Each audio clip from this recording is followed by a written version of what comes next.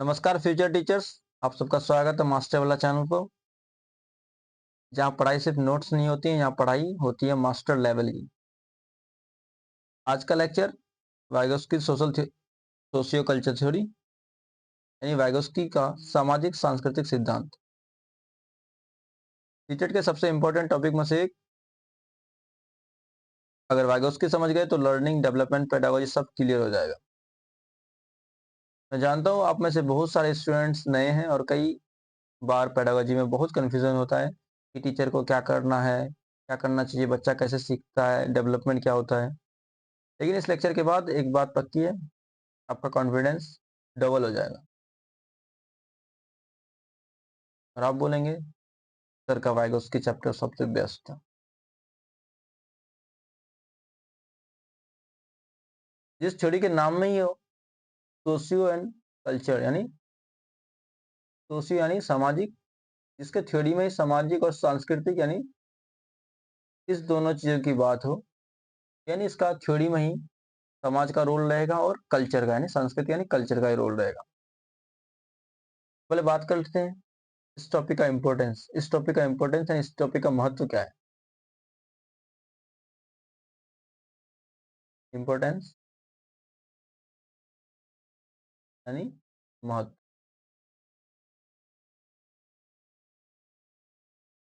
तो क्या ये बिगेस्ट टॉपिक सीडीपी का है, जिसमें पेपर वन और पेपर टू दोनों के में क्वेश्चन आते हैं, डायरेक्ट क्वेश्चन पूछ लिए जाते हैं। तो इसका टीचिंग में एप्लीकेशन होता है यानी एप्लीकेशन इन टीचिंग।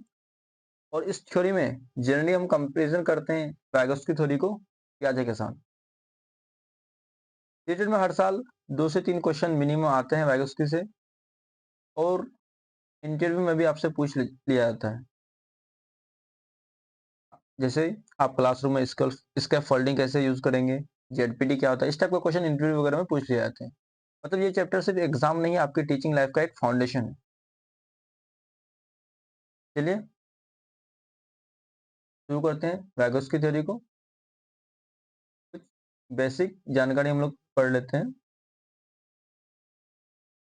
लेव वाइगोस्की।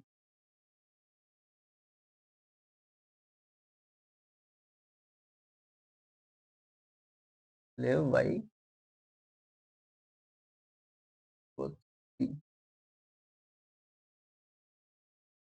इनका बॉर्न यानी इनका जन्म कब हुआ था। इनका जन्म 1896 को हुआ था। कब हुआ था? 1896 को। बॉर्न 1896 को। और ये कहाँ से बिलोंग करते हैं, कौन से कंट्री से? तो वो रशिया। और इनका कौन सा फील्ड था, ये किस फील्ड से बिलोंग करते थे? इनका फील्ड, ये कौन से फील्ड से बिलोंग करते थे? Child development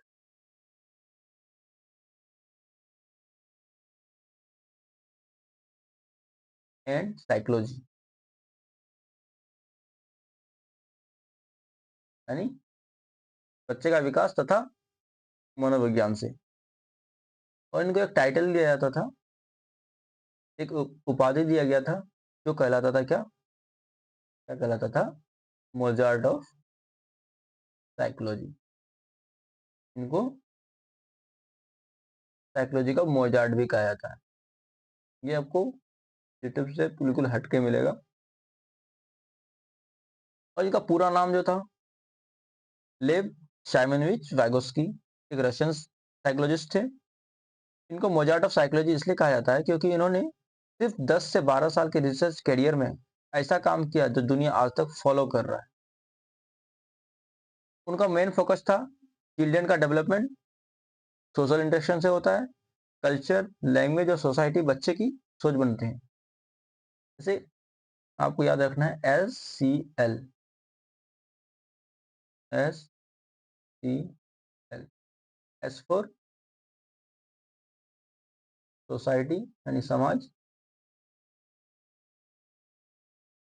C for culture यानी संस्कृति, एंड एल फॉर लैंग्वेज। यानी भाषा।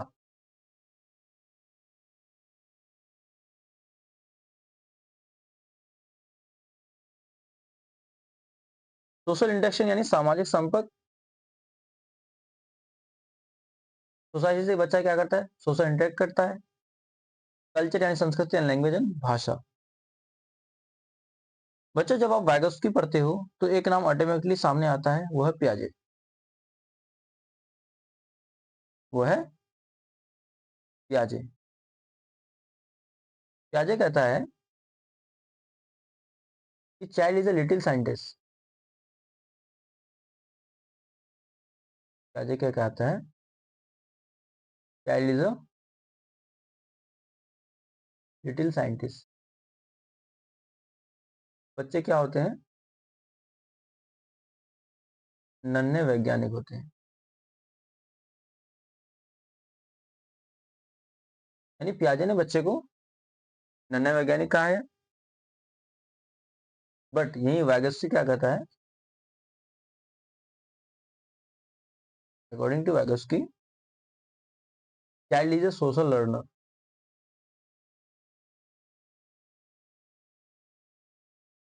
Child is a social learner. यानी पियाजे क्या कहता है कि बच्चा क्या है? नन्हा वैज्ञानिक है, लिटिल साइंटिस्ट है। वहीं पियाजे का वैगोत्स्की क्या कहता है कि चाइल्ड एक सोशल लर्नर है। वहीं पियाजे बात करता है इंडिविजुअल डेवलपमेंट की। पियाजे किसकी बात करता है? इंडिविजुअल।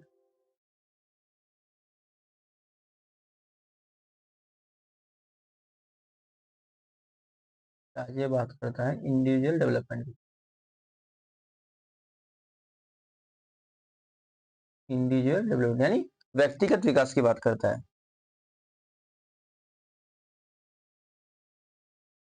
व्यक्तिगत। जबकि वैगोत्स्की किसकी बात करता है?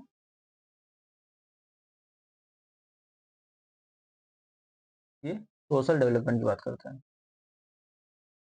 यानी सामाजिक विकास की। यानी कहने का मतलब यह है कि पियाजे जो होता है हर बच्चे के अंदर का विकास, यानी इंडिविजुअल, हर बच्चे के अलग अलग विकास के बारे में कहता है, इंडिविजुअल डेवलपमेंट के बारे में कहता है। वहीं वैगोत्स्की सोशल डेवलपमेंट यानी सामाजिक विकास के बारे में कहता है कि बच्चा किस तरह समाज में रहकर का विकास होता है। This is the major difference. और इसी से रिटन में क्वेश्चन बनता है। जैसे अगर मैं आपको मोबाइल चलाना सिखाऊं तो आप मुझे देखकर सीखोगे, जो होता है सोशल लर्निंग। अब हम लोग बात करते हैं कोर आइडिया ऑफ वैगोत्स्की, यानी वैगोत्स्की का मूल विचार, इसका कोर आइडिया क्या है? कोर आइडिया ऑफ वाइगोत्स्की, यानी वाइगोत्स्की का मूल विचार। तो वाइगोत्स्की कहता है कि लर्निंग इज सोशल।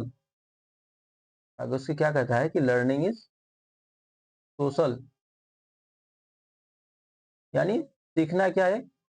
सामाजिक है। यानी सीखना क्या है?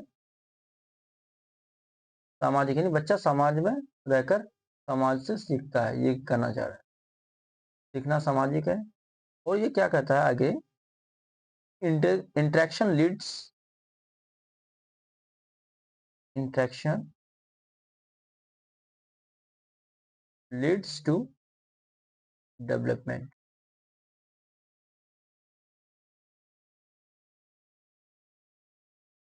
यानी इंटरेक्शन को भी ये कह सकते हैं संपर्क। संपर्क ही क्या लाता है? संपर्क ही विकास लाता है।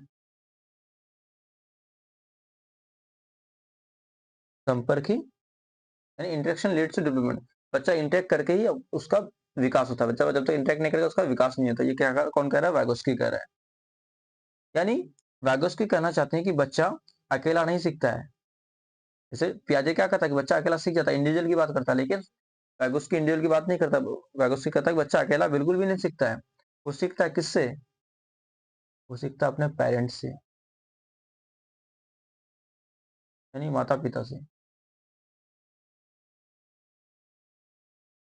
बच्चा सीखता है अपने टीचर से, अपने शिक्षक से। बच्चा सीखता है सिबलिंग से, यानी अपने भाई बहन से। बच्चा सीखता है अपने पीयर ग्रुप से, यानी अपनी सहपाठी से। इवन बच्चा यहाँ तक भी सीखना टेक्नोलॉजी के थ्रू से भी सीखता है। टेक्नोलॉजी जैसे मोबाइल वगैरह, मोबाइल एप्स, etc। इन सब चीज़ों की हेल्प से ही बच्चा क्या करता है, लर्निंग करता है, सीखता है। ये सब मिलकर बनाते हैं लर्निंग का इन्वायरमेंट। एक बच्चा चपाती बनाना सीखता है तो क्या ये स्कूल जाके ही सीखता है? बिल्कुल नहीं। वो मम्मी को देखकर उनकी एक्शंस कॉपी करके सीखता है। This is called social learning. Exactly that what Vygotsky said. Vygotsky यही कहता है कि बच्चा अकेले नहीं सीखता है, अपने फैमिली, अपने पेरेंट्स, अपने सिबलिंग्स, इन सब से सीखता है। और वो चीज़ों को इमिटेशन, नकल करके, देख करके तब सीखता है।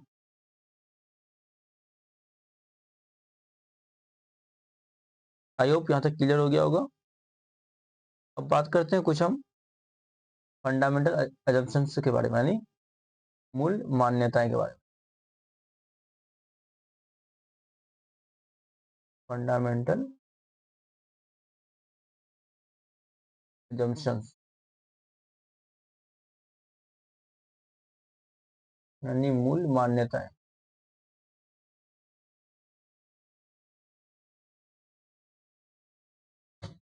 फर्स्ट अजम्पशन ये क्या कहता है कि social interaction is the basis of learning, यानी सोशल इंटरेक्शन जो होता है, सामाजिक जो संपर्क होता है, वो सीखने का आधार है। सोशल इंटरेक्शन यानी सामाजिक अंतक्रिया।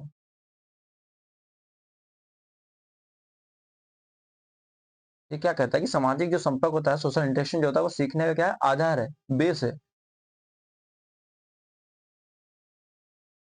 And learning is social. और ये क्या कहता है कि लर्निंग क्या होता है, बच्चा मतलब समाज में ही सीखता है। लर्निंग इज सोशल, यानी सीखना क्या है, सामाजिक है।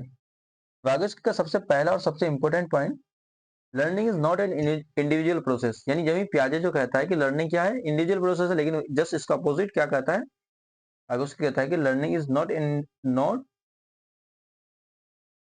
इंडिविजुअल प्रोसेस, यानी ये व्यक्तिगत प्रोसेस नहीं है,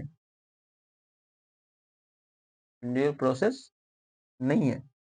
learning happens through social interaction. और लर्निंग जो होता है वो कैसे होता है, तो लर्निंग जो होता है वो सोशल इंटरेक्शन की वजह से होता है। बच्चा समाज से अंत क्रिया करके सीखता है। बच्चा जो सीखता है वो समाज से अंत क्रिया करके, इंटरेक्ट करके सीखता है। अगर मैं सिंपल हिंदी में आपको बताना चाहूँ तो बच्चा अकेला नहीं सीखता है, वो दूसरों के साथ मिलकर सीखता है। यानी घर में बच्चा मम्मी को देख के काम सीखता है, क्लास में बच्चा ग्रुप एक्टिविटी में सीखता है, पीयर ग्रुप से न्यू गेम सीखता है, टीचर से रीडिंग राइटिंग सीखता है। ये सब मिलकर बनाते हैं सोशल लर्निंग इन्वायरमेंट।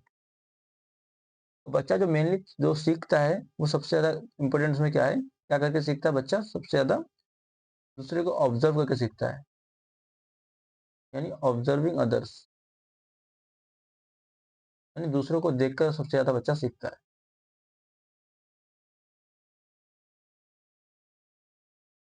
इसके बाद हम बात करते हैं कि बच्चा जो सीखता है तो इमिटेशन करके सीखता है। यानी बच्चा अनुकरण करके सीखता है, नकल करके सीखता है। और बच्चा सीखता है तो डिस्कस करके सीखता है, यानी डिस्कशन। तो टीचर शुड इनकरेज डिस्कशन, यानी बच्चा जब तक चर्चा में भाग नहीं लेगा तो सीखेगा कैसे। एंड बच्चा कॉपरेशन करके भी सीखता है, यानी कॉपरेट, यानी एक दूसरे को सहयोग करके भी बच्चा सीखता है। This all are factors of social interaction, या इसको हम कह सकते हैं learning.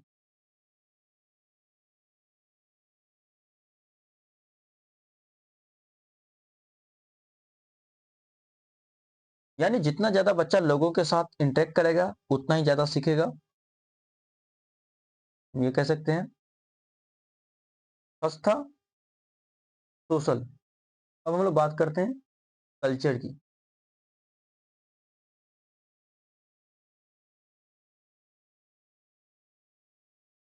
Now we are discuss about culture यानी संस्कृति।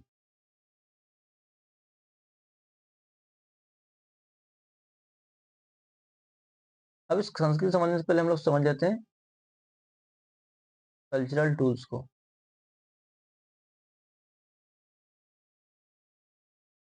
यानी सांस्कृतिक उपकरण।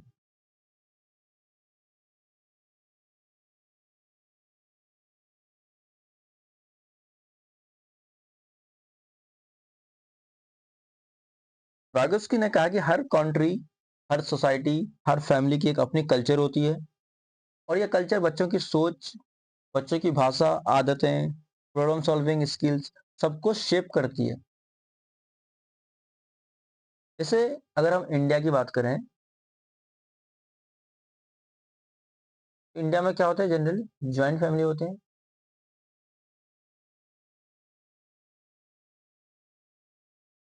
और इस ज्वाइंट फैमिली में क्या होता है, शेयरिंग एंड कॉपरेशन ये ज्यादा होता है।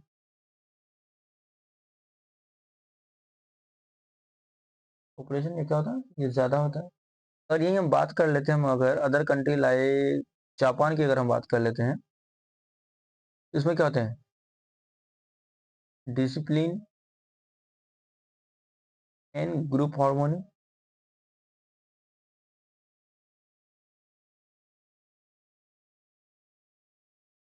अगर हम रूरल एरियाज की बात कर लेते हैं, तो रूरल एरियाज में क्या होते हैं, प्रैक्टिकल स्किल्स ज़्यादा होते हैं। प्रैक्टिकल स्किल्स क्या होते हैं, ज़्यादा होते हैं। और ये अर्बन की बात करते हैं तो इसमें एक्सपोजर ज़्यादा होते हैं, एक्सपोजर ज़्यादा होते हैं। यानी अगर हम इसके अगले अजम्पशन के बारे में बात करें तो नेक्स्ट अजम्पशन क्या है इसका,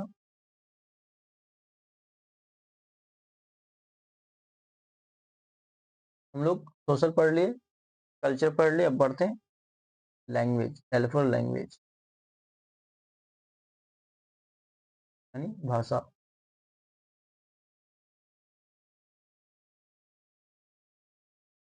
इस लैंग्वेज को हम लोग क्या कहते हैं, टूल ऑफ थिंकिंग,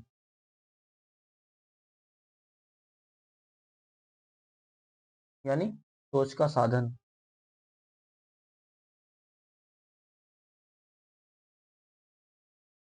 वाइगोत्स्की ने लैंग्वेज को एक साइकोलॉजिकल टूल बताया। यानी लैंग्वेज से सिर्फ हम कम्युनिकेट नहीं करते हैं, बल्कि लैंग्वेज से हम सोचते हैं। अगर हम कहना चाहें तो बच्चा एक दो तीन बोलकर रिकॉर्डिंग करता है, जब मैं इस चीज को इधर नहीं रखूंगा मैं उधर रखूंगा, इस चीज की प्लानिंग करना, ये किसके अंदर आता है, लैंग्वेज से ही हम लोग करते हैं। यानी लैंग्वेज क्या करता है, ये लैंग्वेज ही थॉट लाता है। अगर सिंपल वे में हम कहना चाहें तो लैंग्वेज ही क्या करता है, यही थॉट को लाता है। और इस थॉट से हमारा क्या होता है, कॉग्निशन यानी कॉग्निटिव डेवलपमेंट होता है। लैंग्वेज क्या करता है, ये थॉट को लाता है, और इस थॉट से हमारा कॉग्निशन का डेवलपमेंट होता है। नेक्स्ट अजम्पशन की अगर हम बात करें तो कॉग्निटिव डेवलपमेंट हैपेंस ट्वाइस, यानी जो हमारा मानसिक जो विकास होता है वो दो बार होता है। तो कब कब होता है वो बता देते हैं आपको। Cognitive development happens twice,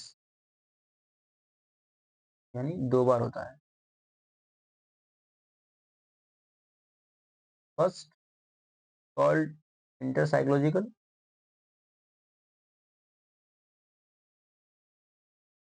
inter psychological जिसको हम लोग हिंदी में बोलते हैं सामाजिक स्तर।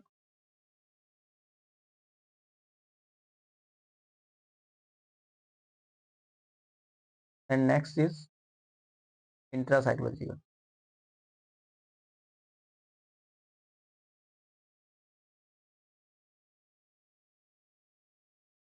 यानी व्यक्तिगत स्तर।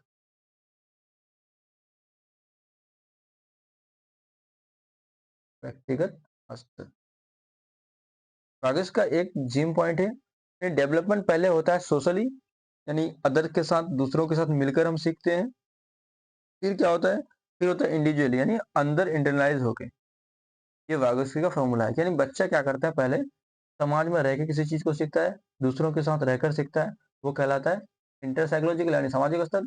और जब बच्चा उनके साथ रहकर सीख लेता है, फिर वो खुद अकेले कोशिश करता है उस चीज को करने की, तो वो कहलाता है इंट्रासाइकोलॉजिकल यानी व्यक्तिगत स्तर पर। और नेक्स्ट अजम्पशन है गाइडेड पार्टिसिपेशन। गाइडेड पार्टिसिपेशन यानी मार्गदर्शित सहभागिता। गाइडेड पार्टिसिपेशन तो हम लोग हिंदी में कहते हैं मार्गदर्शित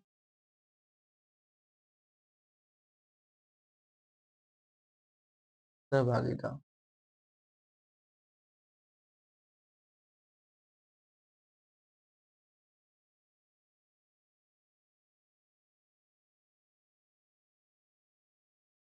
वागोस्की कहते हैं कि जब चाइल्ड किसी एक्सपीरियंस पर्सन के साथ काम करता है तो वो गाइडेड पार्टिसिपेशन होता है। यानी अगर किसी एक्सपीरियंस पर्सन के साथ अगर हम काम कर रहे होते हैं तो वो क्या कहलाता है, गाइडेड पार्टिसिपेशन कहलाता है। इसमें चाइल्ड एक्टिवली पार्टिसिपेट करते हैं, लेकिन थोड़ी गाइडेंस मिलती रहती है। जैसे टीचर साथ बैठकर होमवर्क करवा रहा है, या फिर पेरेंट चपाती बनाने सिखाते टाइम हाथ पकड़कर गाइड कर रहे होते हैं, या फिर सीनियर स्टूडेंट जूनियर को मैथ सॉल्व करना सिखा रहे हैं। ये सारे के सारे कहलाते हैं क्या, guided participation.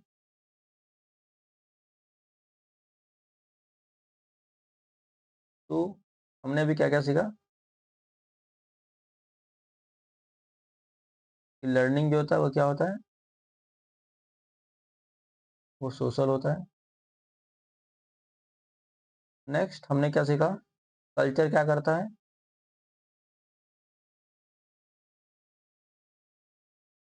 Culture shapes mind.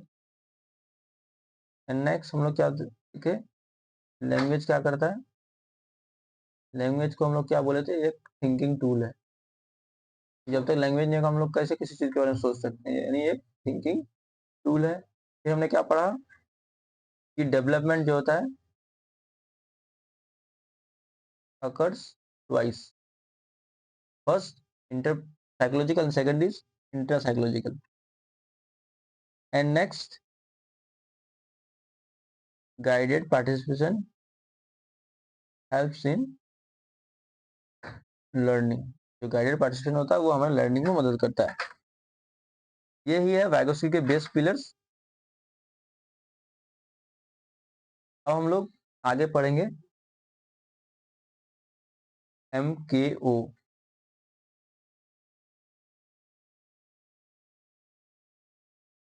एक होता है MKO, एक होता है ZPD। MKO एंड ZPD हम लोग पढ़ लेते हैं। MKO क्या होता है, क्या डिस्कस कर लेते हैं।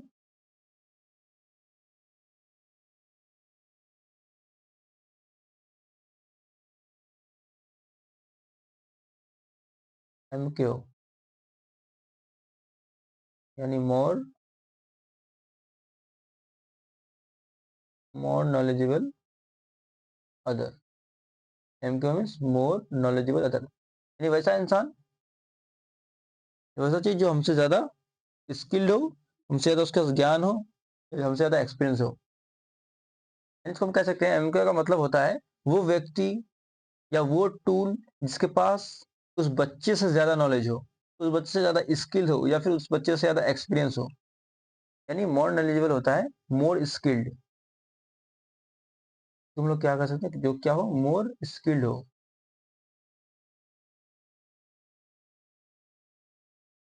यानी अधिक कुशल हो।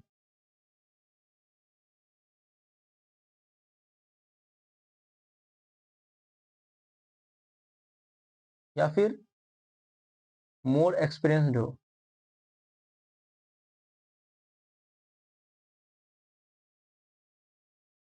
यानी ज्यादा अनुभवी हो।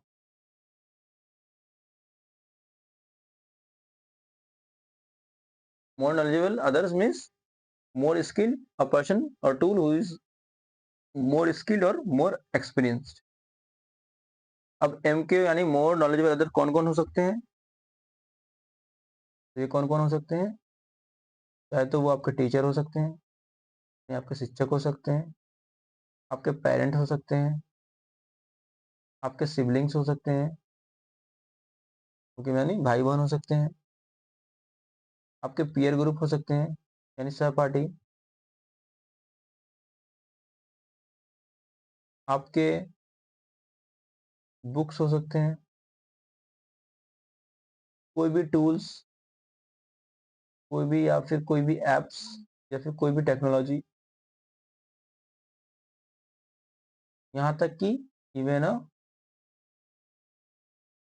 यंगर चाइल्ड, यहाँ तक कि छोटे बच्चे भी आपका एमके हो सकते हैं, क्योंकि एमके मीन्स जिसके पास ज्यादा एक्सपीरियंस हो सकता है, कोई छोटा बच्चा, कोई यंग चाइल्ड हो, उसके बाद आपसे ज्यादा एक्सपीरियंस हो, तो वह एमके कहलाता है।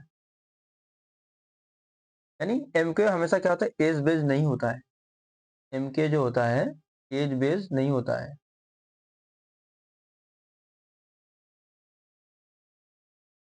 यानी M K O is not age based, यानी इसमें एज डिपेंड नहीं करता है। एमके कोई भी हो सकता है, नॉट नेसेसरी कि वो बड़ा ही हो या फिर छोटा भी हो।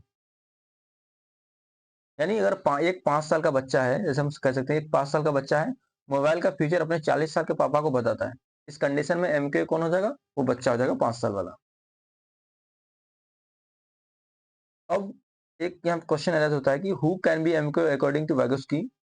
सीटेट में इस तरह क्वेश्चन पूछ लिया जा सकता है कि who can be MKO according to Vygotsky, मतलब वैगोस्की के अनुसार एमकेओ कौन हो सकता है? आपका आंसर तो ऑप्शन में मिल सकता है, anyone who has more knowledge और स्किल, कोई भी जिसके पास ज्यादा नॉलेज हो या ज्यादा स्किल हो वो एमकेओ हो सकता है। अब एक क्वेश्चन फिर यहाँ एराइज होता है कि एमकेओ की आखिर जरूरत क्यों पड़ी? Why MKO is needed? तो क्वेश्चन आ जाए यहाँ, आखिर एमकेओ की जरूरत क्यों पड़ी? Why MKO is needed? तो एमकेओ की जरूरत इसलिए पड़ी ताकि क्या है, टू गाइड, क्या हो, मार्गदर्शन हो सके, कि जिसके पास ज्यादा ज्ञान होगी, ज्यादा नॉलेज होगी, वो हमें मार्गदर्शन करेगा। टू गाइड यानी मार्गदर्शन के लिए, टू सपोर्ट यानी सहयोग करने के लिए, सहयोग देना। एंड नेक्स्ट, टू करेक्ट, अगर हम कहीं गलती कर रहे हैं तो उसको सुधारने के लिए, यानी सुधारना। टू फैसिलेट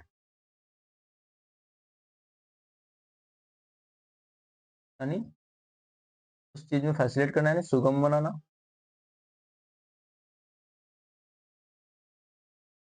एमक्यू चाइल्ड को उस लेवल से ऊपर ले जाता है जहां वो खुद नहीं पहुंच पाता है, मतलब एमक्यू एक पर्सन या कोई भी टूल होता है जो क्या करता है, बच्चे को उस लेवल तक पहुंच ले जाता है, उस लेवल तक पहुंचाता है जहां बच्चा खुद की अपने बेस पे मतलब वहां तक नहीं पहुंच सके। जैसे टीचर अगर रीडिंग सिखा रही है तो पहले टीचर पढ़ के दिखाएगी, तो वो क्या हो जाएगा, एमकेओ। फिर स्ट्रॉन्ग स्टूडेंट उस वीक को हेल्प करके हेल्प करेगा, तो उस स्टेज में फिर वो स्टूडेंट क्या हो जाएगा, एमकेओ। फिर चाइल्ड इंडिपेंडेंटली पढ़ेगा तो उसमें एमकेओ की नीड नहीं पड़ेगी। अब हम लोग बात करते हैं ZPD, zone of proximal development. Zone of proximal development यानी ZPD, zone of proximal development. तो हम हिंदी में क्या कह सकते हैं, निकटस्थ विकास क्षेत्र।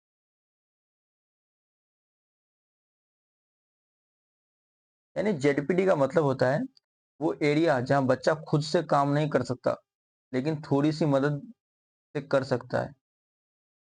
यानी हम ये कह सकते हैं कि विदाउट हेल्प नॉट पॉसिबल। एक ऐसा एरिया जहाँ बच्चा खुद से नहीं कर सकता, यानी विदाउट हेल्प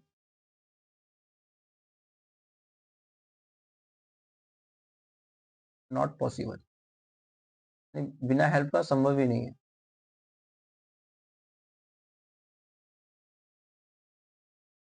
बिना मदद और विद हेल्प मदद मिल जाए तो वो पॉसिबल हो जाता है। और यहाँ अब जेडपीडी के भी 3 लेवल्स होते हैं, 3 लेवल्स होते हैं, 3 लेवल्स ऑफ जेडपीडी। तो ये 3 लेवल कौन कौन से होते हैं? तो फर्स्ट कौन सा होते हैं? Actual, first is actual development level.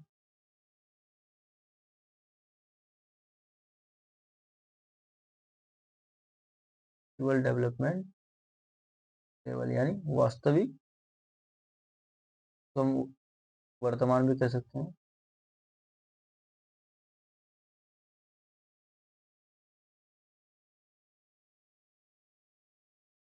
वास्तविक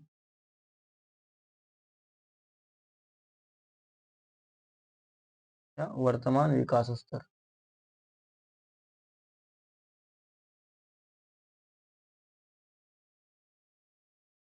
बच्चा अकेला क्या कर सकता है वो कहलाता है actual development rate. And second is assisted learning.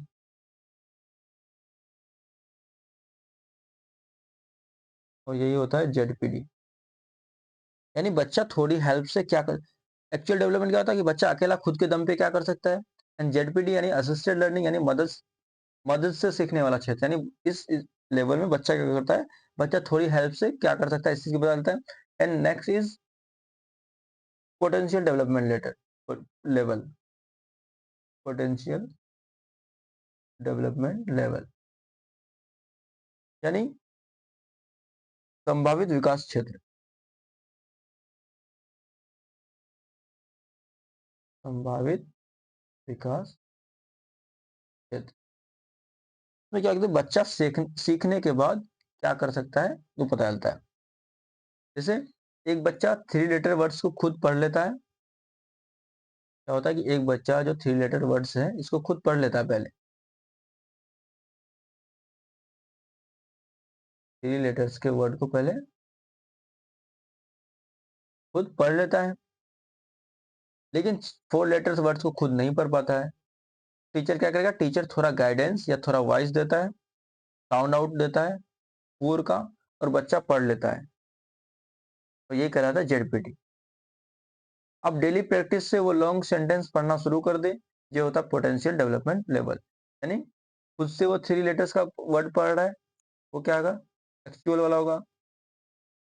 उसको वो 4 लेटर पढ़ नहीं पाया, लेकिन थोड़ा उसको टीचर गाइड किया तो वो पढ़ना स्टार्ट कर दिया, वो हुआ क्या, असिस्टेड लर्निंग यानी जेडपीडी। और ये उसी को प्रैक्टिस करते करते वो खुद से पढ़ने लग जाता है, and this is called potential development level.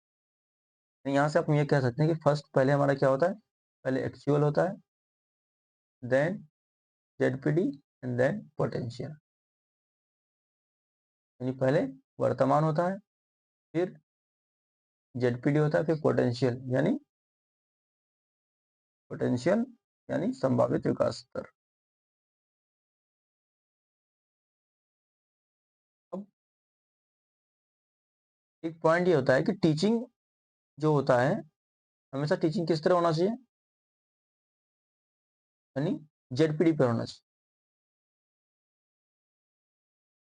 इसको हम ये भी कह सकते हैं कि टीचिंग ऑलवेज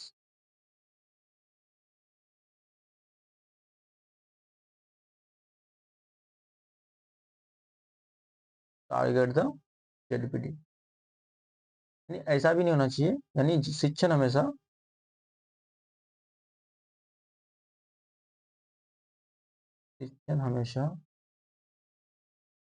जेडपीडी पर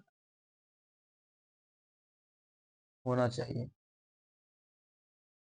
नहीं, ऐसा भी नहीं होता, जैसे मान लेते इस एरिया में कोई बच्चा अकेले खुद के दम पे कर सकता है। ये वो एरिया है, ये वो एरिया है जहाँ से क्या करो, उसको अगर असिस्टेंट मिल गया, अगर गाइड मिल गया, तो यहाँ तक वो यहाँ से यहाँ तक, इस यहाँ से यहाँ तक सीख सकता है। और यहाँ ये वाला जो एरिया होता है जो मैं क्रॉस कर रहा हूँ, इस एरिया ये होता है, अगर उसको असिस्टेंट यानी गाइडेंस मिल भी जाए तब भी इस चीज को नहीं कर सकता है। हमें कौन सा करना चाहिए? जेडपीडी वाला। यहाँ तक तो बच्चा खुद से कर ले रहा है, अगर उसको हम यही वाला कराते तो ये उसके लिए बहुत ईजी पड़ जाएगा, बच्चा कुछ नया सीख पाएगा नहीं। और इसके बाहर इस क्रॉस वाले एरिया में करते हैं तो बच्चा को गाइडेंस देंगे तब भी वो समझ नहीं पाएगा, उसके लिए बर्डन होने लगेगा, और यहाँ वो सीख भी नहीं सकता है, तो ये भी सही नहीं होता है। हमें क्या करना चाहिए? हमें जेडपीडी का टारगेट करना चाहिए। बच्चा को अगर हम असिस्टेड कर देते हैं, गाइड कर देते हैं, वो वहां तक सीख सकता है। यानी अगर उसको हम इसी पे रखते हैं तो क्या होगा, उसके लिए बहुत ईजी पड़ जाएगा, और जिसकी वजह से वो क्या होगा, बोर्ड होना स्टार्ट हो जाएगा। टू ईजी, इसकी वजह से वो बोर्ड हो जाएगा। और इसको अगर हम ये वाला एरिया में सिखाने की कोशिश करते हैं तो इसके लिए क्या हो जाएगा, टू डिफिकल्ट, काफी तो परेशानी होगी, एंड जिसकी वजह से उसको क्या होगा, फ्रस्ट्रेशन होगा, और जिसकी वजह से उसको नॉन लर्निंग लर्निंग हो ही नहीं पाएगा। आई होप यहाँ तक क्लियर हो गया होगा।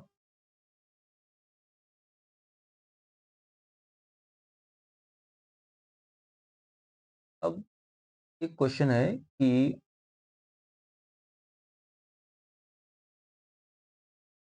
जेडपीडी को वाइगोस्की का हट क्यों कहा गया है? Why ZPD is, why ZPD is heart of Vygotsky, यानी जेडपीडी को वाइगोस्की का हट क्यों कहा गया है? का हट इसलिए कहा गया है क्योंकि ये क्या करता है, ये हमें बताता है कि बच्चा कैसे सीख रहा है, ये हमें दिखाता है कि बच्चा कैसे सीख रहा है, इस चीज को हमें दिखाता है। और सारे पॉइंट्स है, मैं सारे पॉइंट्स को बता देता हूँ। फर्स्ट चीज, ये हमें सिखाता है, it shows how child learns, ये बच्चा कैसे सीखता है, इस चीज को हमें दिखाता है, ये हाउ चाइल्ड लर्न्स। ये हमें एक क्या करता है, ये चीज देता है पढ़ाने का, यानी गिविंग टीचिंग स्ट्रेटेजी। हमें बच्चे को कैसे पढ़ना चाहिए, किस तरह से पढ़ना चाहिए, वो हमें इसका स्ट्रेटेजी बताता है। और ये क्या करता है, कनेक्ट करता है इसको, एमके को किसके साथ कनेक्ट करता है, तो ये बच्चे के साथ, यानी चाइल्ड के साथ। जेडपीडी क्या करता है, बच्चे को एमके के साथ कनेक्ट करता है। और ये सपोर्ट सिस्टम को एक्सप्लेन करता है, एक्सप्लेन सपोर्ट सिस्टम।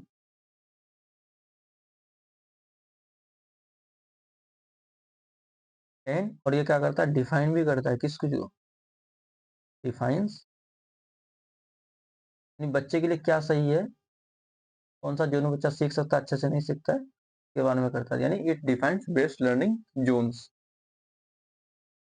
यानी अगर एक जिम ट्रेनर थोड़ी हेल्प देता है तो आप 5 kg एक्स्ट्रा लिफ्ट कर लेते हैं, तो ये क्या हो गया, गाइडेंस हो गया, असिस्टेड हो गया। यानी कार लर्निंग स्टार्टिंग में इंस्ट्रक्टर हैंडल करता है, स्विमिंग में जैसे का स्विमिंग कोच होल्ड करता है शुरू में, फिर वो छोड़ देता है, ये सब क्या है, जेडपीटी है। आपको अगर एक क्वेश्चन बोल दिया जाए, if a child if a child can solve problems only with assistant, एक कोई बच्चा है जो सिर्फ असिस्टेंट के वजह से क्या करता है, किसी प्रॉब्लम को सॉल्व कर पाता है, तो वो है क्या, आंसर होना चाहिए क्या, वो है जेडपीडी। एक सीटेड में क्वेश्चन बार बार पूछा जाता है कि ऐसे पूछ लेगा, effective effective teaching occurs, teaching जो होता है इफेक्टिव होता है, सबसे प्रभावशाली होता है, कब होता है, तो आंसर क्या होगा इसका, जब बच्चा कहाँ रहता है, जेडपीडी में, यानी जोन ऑफ प्रॉक्सिमल डिस्टेंस में रहता है, तो बच्चे सबसे ज्यादा प्रभावशाली होता है, प्रभावशाली तरीके से सीखता है। आई होप यहाँ तक क्लियर हुआ होगा। हम लोग बात कर लेते हैं, नेक्स्ट इज इंटरनलाइजेशन। इंटरनलाइजेशन, तो ये इंटरनलाइजेशन क्या होता है तो देख लेते हैं।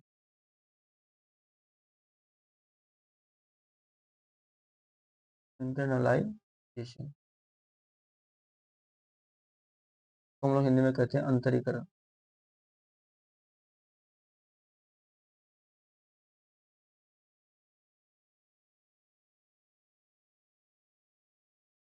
चलिए वाइगोस्की के थ्योरी का डील समझते हैं, इसको इंटरनलाइजेशन कहते हैं, यानी स्टूडेंट की लर्निंग का सबसे पावरफुल प्रोसेस।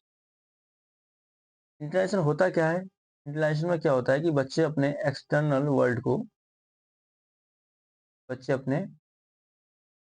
बच्चे अपने एक्सटर्नल वर्ल्ड को, अपने अपने बाहरी दुनिया को, इस चीज को, नॉलेज को क्या कर लेता है, अपना लेता है, इंटरनलाइज कर लेता है। किस चीज में इंटरनलाइज कर लेता है? अपने इंटरनल वर्ल्ड में। यानी इंटरनलाइज मतलब क्या होता है, बच्चा जो भी उसका एक्सटर्नल है, एक्सटर्नल में जो भी नॉलेज है उसको अपने इंटरनल कर लेता है, वही कहलाता है इंटरनलाइजेशन। यानी इसको हम ये भी कह सकते हैं कि ये क्या होता है, सामाजिक अनुभव को अपने अंदर के सोचना समझने वाला स्ट्रक्चर में बदल देना। सामाजिक अनुभव को अपने अंदर के सोचना समझने वाले स्ट्रक्चर में बदल देना, यानी तुम ये भी कर सकते हैं transforming social interaction, transforming social interaction into mental structures.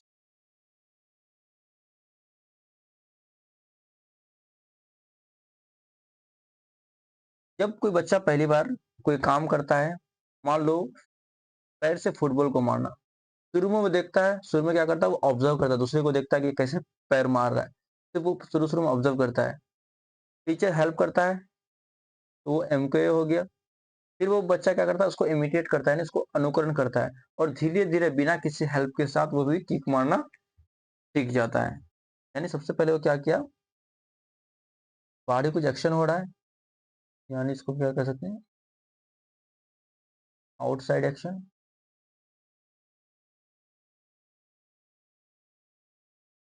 Outside action हो रहा है, उसको क्या करता है, अपने इनसाइड एक्शन को अपने इनसाइड मेंटल प्रोसेस में लाता है।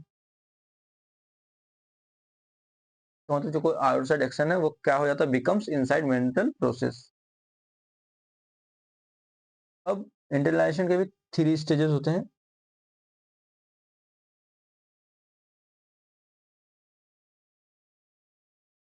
यानी स्टेजेस ऑफ इंटरनलाइजेशन, यानी अंतरीकरण के स्तर, अंतरीकरण के स्तर। फर्स्ट चीज होता है एक्सटर्नल स्टेज, एक्सटर्नल स्टेज तुम लोग क्या बोलते हैं, बाहरी स्तर।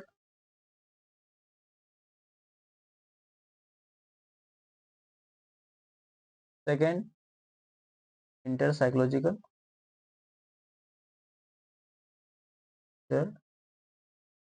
Psychological stage, and third and last क्या होता है,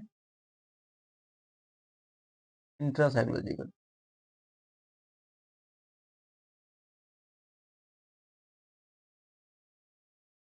यानी व्यक्ति स्तर ये होता है, इंटर यानी समूह स्तर ये होता है, और ये होता है व्यक्ति स्तर।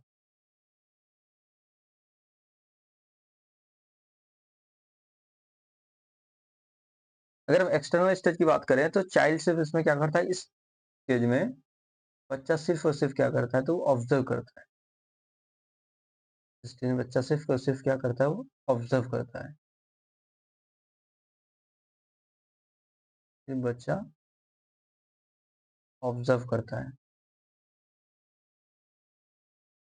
यानी चाइल्ड जस्ट खुद देखता है, वॉचेस। अब बात करते हैं इंटर साइकोलॉजिकल स्टेज के बारे में। इसमें क्या करता है, बच्चा एमके के साथ मिलकर क्या करता है, परफॉर्म करता है। इसमें एमके बच्चे को असिस्ट करते हैं, हेल्प करते हैं। और जब बात करते हैं हम लोग इंट्रा साइकोलॉजिकल यानी अंदर सीखना, तो ये होता है चाइल्ड अब यहाँ एमके उसको हेल्प कर दिया, लेकिन एक टाइम यहाँ क्या होता है, इंट्रा साइकोलॉजिकल में बच्चा क्या करता है, इंडिपेंडेंटली खुद से कर लेता है।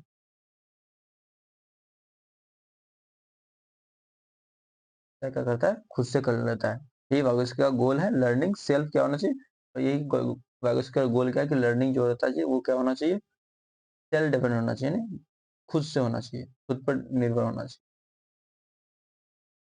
उसका गोल क्या है, जो लर्निंग हो होना चाहिए, सेल्फ डिपेंड होना चाहिए।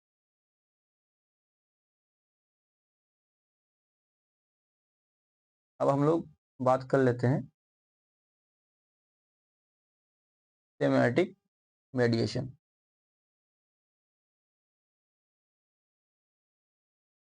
Semitic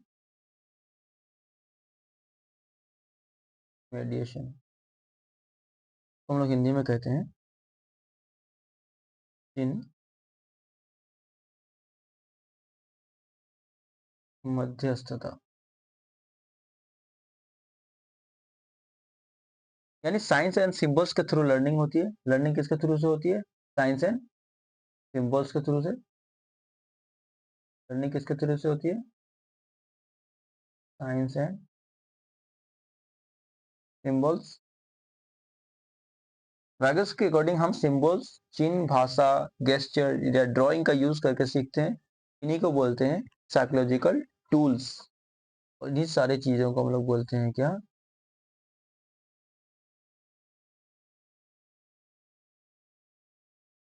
psychological tools. के अंदर क्या क्या आता है साइकोलॉजिकल टूल्स में, साइन आता है, लैंग्वेज आता है, गेस्चर आता है, use of drawing, use of drawing, इसी ये सारे के सारे क्या होते हैं, साइकोलॉजिकल टूल्स होते हैं। और सबसे पावरफुल टूल्स को माना गया है, काफी सारे टूल्स होते हैं और भी मैं लिखा देता हूँ। एक होते हैं लैंग्वेज, लैंग्वेज में पहले लिखा यहाँ भी लिखा था लैंग्वेज। इस लैंग्वेज को सबसे पावरफुल टूल माना गया है।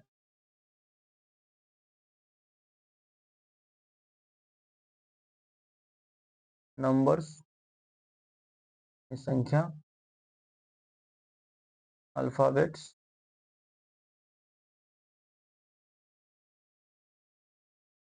Sign and symbols. नेक्स्ट होते हैं एरो, मैप, डायग्राम्स। और हम बात करें तो ट्रैफिक लाइट,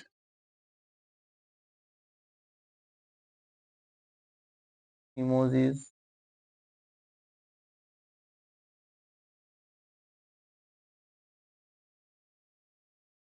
करेंसी, etc। के सारे क्या होते हैं, टूल्स होते हैं।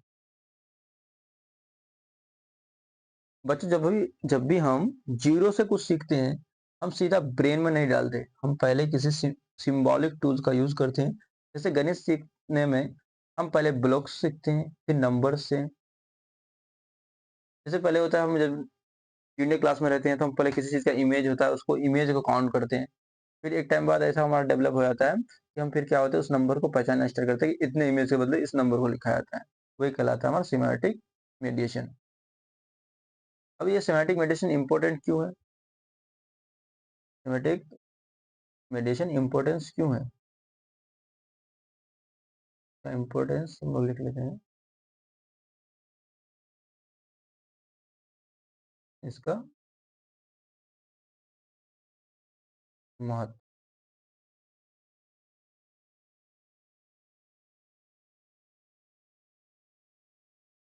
महत्व ये क्योंकि ये क्या करता है, इट मैक्स लर्निंग को क्या करता है, मीनिंगफुल बनाता है। ये क्या करता है, हेल्प्स करता है चिल्ड्रेन को इस चीज के लिए, कम्युनिकेट करने के।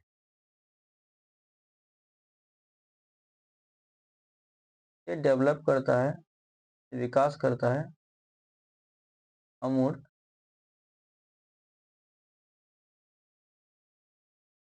सोच को। ये बदलता है, कन्वर्ट करता है वास्तविक दुनिया को मानसिक दुनिया में।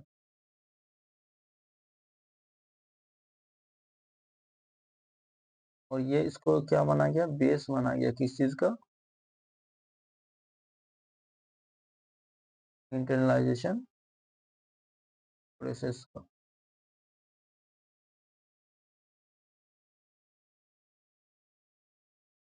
अब बात करते हैं हम लोग connection between internalisation and सेमियोटिक मेडिएशन। Symbols क्या करता है, कनेक्शन क्या है कि सिंबल्स सिंबल्स हमें क्या करता है, हेल्प्स इंटरनलाइजेशन। साइन क्या करता है, कन्वर्ट सोशल टू मेंटल में। और टूल्स क्या करता है, मैंने पहले भी आपको बताया, टूल्स क्या करता है, हमारे थिंकिंग को क्या करता है, शेप करता है। अब इसको हम कहना चाहे तो एक लाइन में कि हम ये कह सकते हैं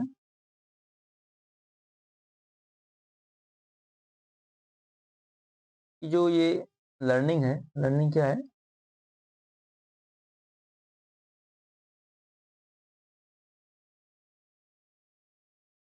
लर्निंग क्या है, एक साइन मेडिएटेड प्रोसेस है। यानी ये क्या है, इन आधारित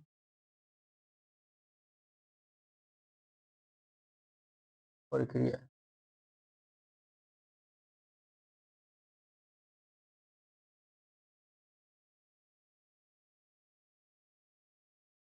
अब बात करें हम लोग इंपॉर्टेंट पॉइंट कौन सा, लैंग्वेज एंड थॉट। कौन सा, language and thought.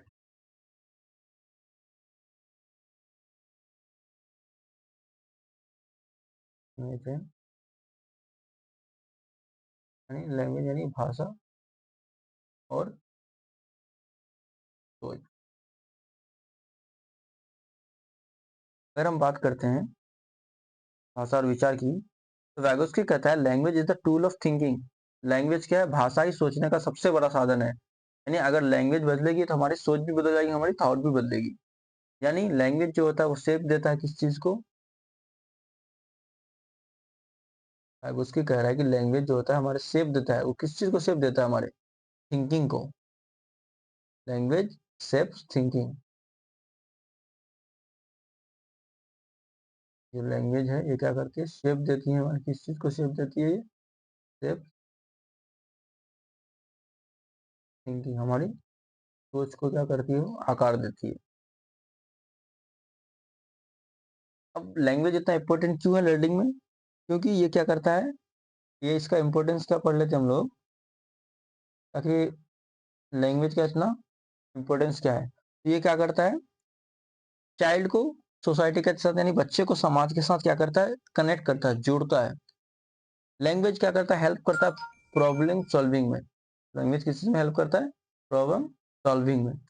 Language builds reasoning, reasoning क्या लैंग्वेज क्या करता है, वो निर्माण करता है किसका, तर्क का।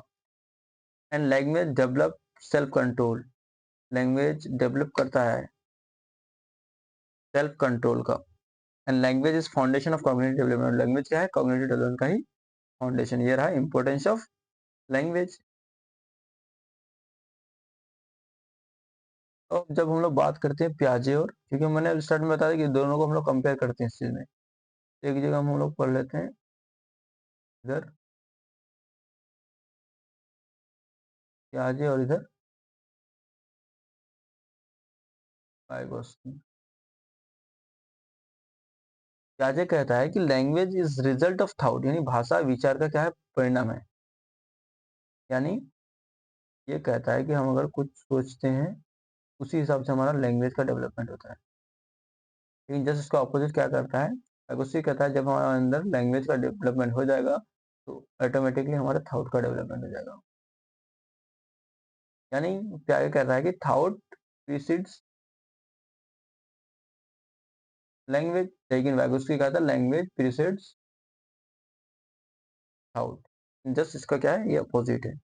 वैगोस्की कहता है कि भाषा तय करती है कि हम कैसे सोचेंगे, लेकिन पियाजे क्या कहता है कि नहीं, हम क्या सोचते हैं उस हिसाब से हमारा भाषा का विकास होता है। अब जब हम बात करते हैं स्पीच की, तो एक होता है प्राइवेट स्पीच। ये प्राइवेट स्पीच क्या होता है, इसके बारे में हम डिस्कस कर लेते हैं।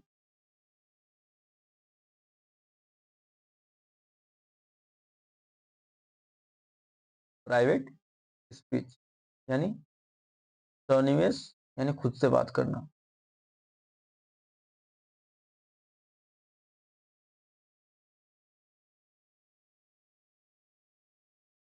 प्राइवेट स्पीच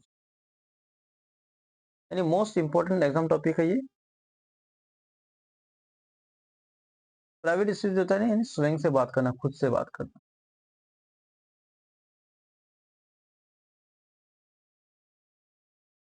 खुद से बात करना। जब चाइल्ड किसी कठिन काम को करता है, किसी हार्ड वर्क करता है, तो जैसे पजल बनाता है या होमवर्क करना होता है, यानी ब्लॉक करना बनाना होता है, तो वो क्या करता है, खुद से बात करता है। जैसे ये इधर रखना है, ये सही है, ये गलत है, अपने आप से बात करने का लगता है। ये क्या कहलाता है, उसका प्राइवेट स्पीच कहलाता है। और जब प्राइवेट स्पीच क्या करता है, helps in problem solving. Private speech हमें क्या करता है, प्रॉब्लम सॉल्विंग में मदद करता है। प्राइवेट स्पीच क्या करता है, हेल्प्स इन प्रॉब्लम सॉल्विंग। ये प्रॉब्लम सॉल्विंग में हमारा क्या करता है, मदद करता है। ये प्राइवेट स्पीच बच्चे की सोच को ऑर्गेनाइज करता है। और क्या क्या क्या ये क्या क्या करता है, प्राइवेट स्पीच क्या करता है, हेल्प्स इन सेल्फ गाइडेंस। ये सेल्फ गाइडेंस में मदद करता है, खुद को गाइड करने में। सेल्फ गाइडेंस हमारे बिहेवियर को कंट्रोल करता है, कंट्रोल बिहेवियर। और ये क्या करता है, प्लानिंग बनाने में मदद करता है,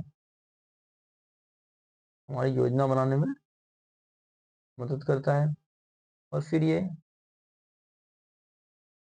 हमारे कंसंट्रेशन को इम्प्रूव करता है, कंसंट्रेशन यानी ध्यान केंद्रित करता है। और ये एक ऐसा टूल है जिससे डिफिकल्ट टास्क किया जाता है। जब हम लोग डिफिकल्ट टास्क करते हैं उस वक्त इस टूल का यूज करते हैं, यानी प्राइवेट स्पीच। अब इसके बाद हम लोग बात करते हैं इगोसेंट्रिक स्पीच। ये इगोसेंट्रिक स्पीच क्या होता है,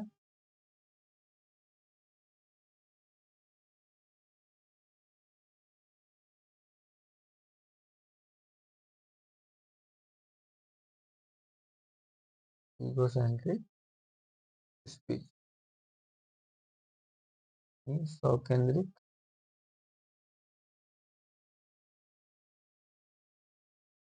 भाषा, इसको वाक भी कह सकते हैं। यानी इस वर्ड को एगोसेंट्रिक को पियाजे भी यूज किया था अपना थ्योरी में, लेकिन पैगोस्की भी क्या, लेकिन दोनों का कहने का सेंस कुछ अलग अलग था यूज करने का। यानी पियागे का वर्ड और आगेस्की का वर्ड का मीनिंग अलग अलग है। इस थ्योरी में इगोसेंट्रिक का मतलब होता है सेल्फ सेंटर स्पीच। इस थ्योरी में जो इगोसेंट्रिक का जो मीनिंग होता है, यानी सेल्फ क्या होता है, सेल्फ सेंटर स्पीच यानी स्व केंद्रित भाषा। इस थ्योरी में जो इगोसेंट्रिक का मीनिंग होता है वो क्या होता है, सेल्फ सेंटर्ड स्पीच, स्व केंद्रित वाक। प्याजेट कहता है, प्याजेट इस अपनी थ्योरी में इस एगोसेंट्रिक को यूजलेस बताया था, इमैच्योर बताया था या चाइल्डिश बताया था, लेकिन वहीं वैगोस्की तो वेरी यूजफुल बताया है। इसी एगोसेंट्रिक स्पीच को क्या बताया है? Very useful. और ये क्या कहता है कि यही प्राइवेट स्पीच क्या करता है? Becomes inner speech. ये कुछ समय के बाद फिर ये प्राइवेट स्पीच क्या हो जाता है? वो अपना इनर स्पीच में कन्वर्ट हो जाता है। इस लाइन को आप लिख लेंगे। अब हम लोग बात करते हैं इनर स्पीच।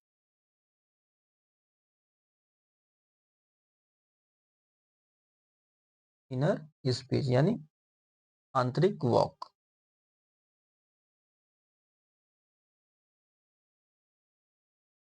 आंतरिक वॉक।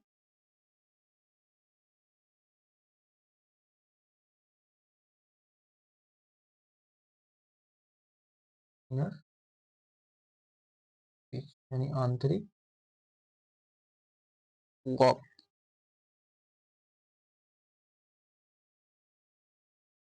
यानी अंदर सोचना, मन में बात करना, मन ही मन बात करना। जब बच्चा प्राइवेट स्पीच यानी सौवार्ता से आगे बढ़ता है तो वो मन में सोचने लगता है, मन ही मन सोचने लगता है, यानी ये साइलेंट थिंकिंग ही इनर स्पीच कहलाती है। इनर थिंकिंग, इनर स्पीच क्या होता है? Silent thinking. साइलेंट थिंकिंग, चुपचाप सोचना, मने मन बोल बोल कर, मने मन, लेकिन आवाज बाहर नहीं आती इसमें। ये बिल्कुल क्या होता है? साइलेंट होता है।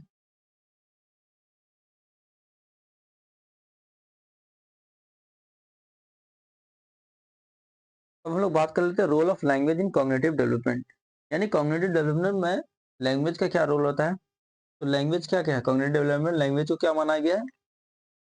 लैंग्वेज को मेंटल टूल माना गया है कॉग्निटिव डेवलपमेंट में। तो हम लोग कॉग्निटिव की बात करते हैं। दोनों थ्योरी किसका दिया है?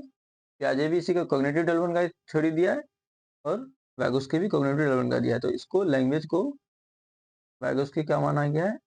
Mental tool.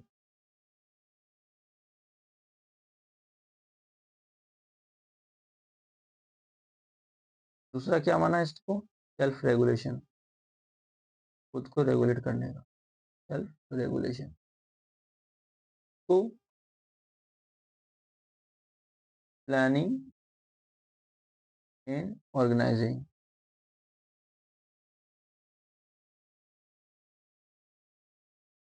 तो कहा गया क्लासरूम लर्निंग, यानी मेंटल टूल, यानी लैंग्वेज का ही, बिना लैंग्वेज के साथ हम ये सब नहीं कर सकते हैं। या फिर मेमोरी डेवलपमेंट, विदाउट लैंग्वेज हम मेमोरी डेवलपमेंट हो सकता है? बिल्कुल नहीं। हम आप हम लोग आपस में क्या करते हैं?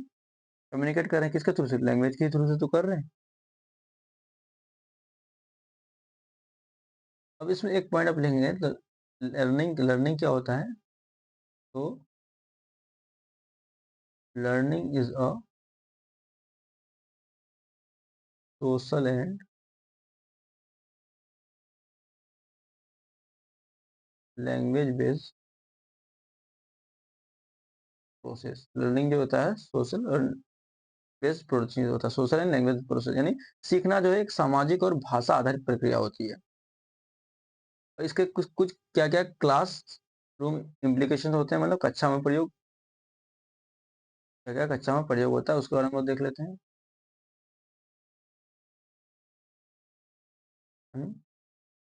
Classroom implications.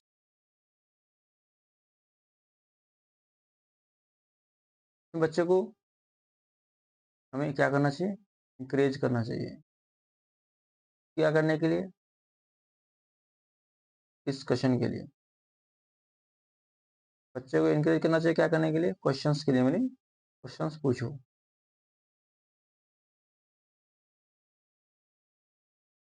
डायलॉग के लिए, क्योंकि बच्चे को हर तरीके से पढ़ाया जाता है, संवाद करके।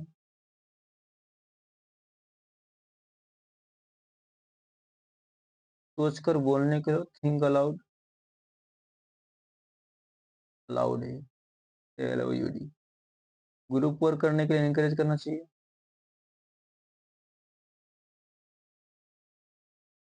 पार्टी का प्लानिंग मतलब पीयर प्लानिंग, ये सब चीज़ के लिए क्या करना चाहिए, बच्चे को इनकरेज करना चाहिए। क्या नहीं करना चाहिए, तो stop children from self talk, बच्चे को खुद से बात करने के लिए रोकना चाहिए, मतलब स्टॉप फ्रॉम क्लासरूम की बात करें, सेल्फ टॉक मतलब खुद ही का बात कर रहा है उससे रोकना चाहिए। जब बच्चा कोई प्रॉब्लम सॉल्विंग कर रहा है तो उस वक्त उसको साइलेंट नहीं रखना चाहिए, मतलब साइलेंट रहने नहीं बोलना चाहिए। और डिस्करेज वर्बल थिंकिंग को भी नहीं करना चाहिए, यानी कोई बच्चा अगर वर्बल थिंकिंग कर रहा है तो उसको डिस्करेज नहीं करना चाहिए। हम बात कर रहे हैं, यानी जब बच्चा खुद से बोलकर सवाल सॉल्व कर रहा होता है तो उसको रोको मत, वो उसका दिमाग तेज होने का प्रोसेस होता है, यानी स्टूडेंट फील कनेक्टेड इम्प्रेस्ड, नहीं उसका क्या होता है, दिमाग तेज होने का प्रोसेस होता है। हम लोग पढ़ लेते हैं एक इंपॉर्टेंट टॉपिक इसी में से, उसकी थ्योरी में जो कहलाता है क्या, जो कहलाता है स्कैफोल्डिंग। क्या कहलाता है,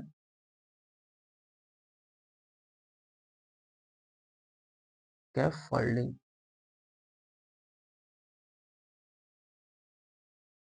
ये सीटेट का सबसे इंपॉर्टेंट टॉपिक है। इसमें हम वो पॉइंट्स कवर करेंगे जहां से मैक्सिमम क्वेश्चन आते हैं।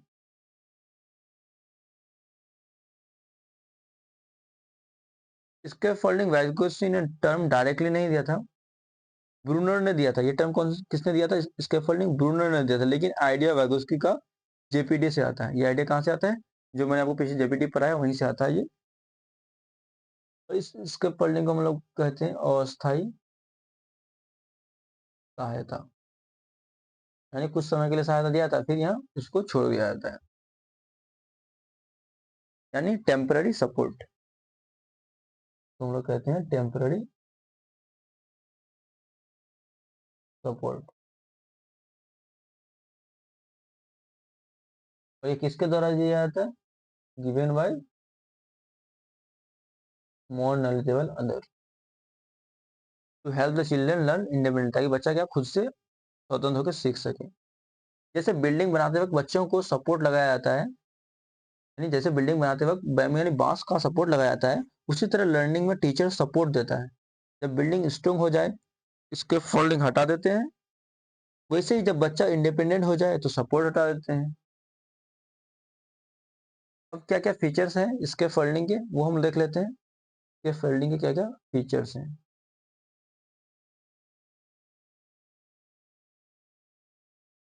ये क्या टेम्पररी सपोर्ट आपको मैंने बता ही दिया।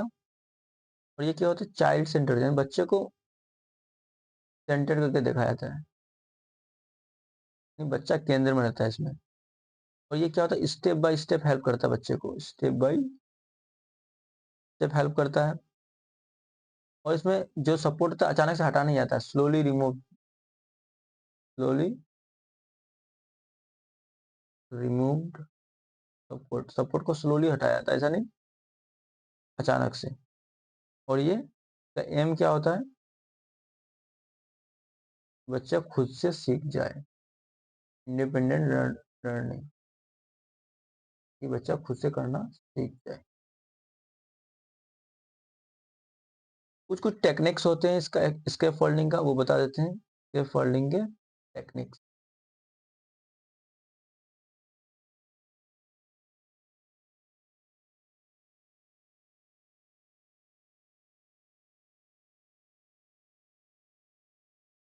टेक्निक्स ऑफ स्केप फोल्डिंग,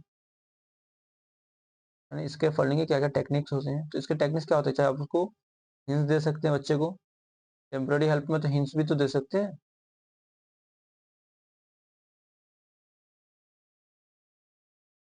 बच्चे को संकेत दे सकते हैं, बच्चे को आप कोई क्लूज दे सकते हैं, ये भी संकेत ही होता है। प्रॉम्प्ट्स यानी उत्तेजन, मॉडलिंग, बच्चे को उसका मॉडल दिखाना, इंस्पायर हो, और बड़े बड़े डिफिकल्ट टास्क को स्मॉल स्टेप्स में तोड़ना, breaking task into small steps, छोटे छोटे स्टेप्स को तोड़ना, और आस्किंग गाइडिंग क्वेश्चंस, यानी मार्गदर्शक प्रश्न से बच्चों का क्या हो, मार्गदर्शन हो।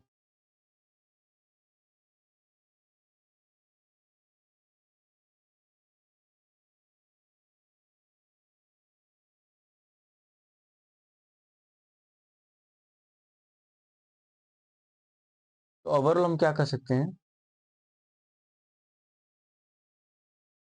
कि जो डेवलपमेंट होता है,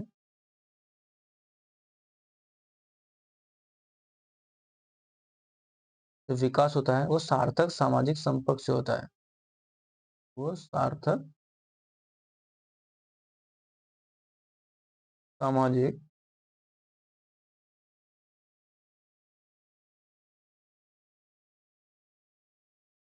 संपर्क से होता है, यानी डेवलपमेंट होता है, development happens because of meaningful social interaction. Important point. अब रोल ऑफ कल्चर हम लोग बात कर लेते हैं। कल्चर को हम लोग टूल ऑफ लर्निंग भी बता ही दिए थे आपको। कल्चरल टूल्स क्या क्या होता है ये भी बताई थे आपको।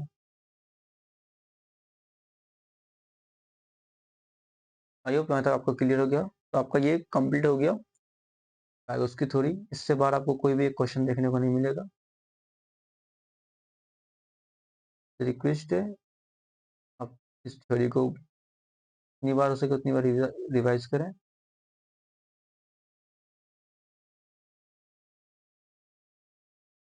और अपने दोस्तों को शेयर करें। तो वीडियो पसंद आया हो तो लाइक करें। इस टॉपिक का मैं को टॉप 30 या 50 क्वेश्चन लेके आऊंगा, जो सिर्फ किससे रिलेटेड होगा, उसकी थ्योरी से, और सारे पीवाईक्यूज में लेके आऊंगा। फिर मिलते हैं अगले वीडियो में। Once again thank you.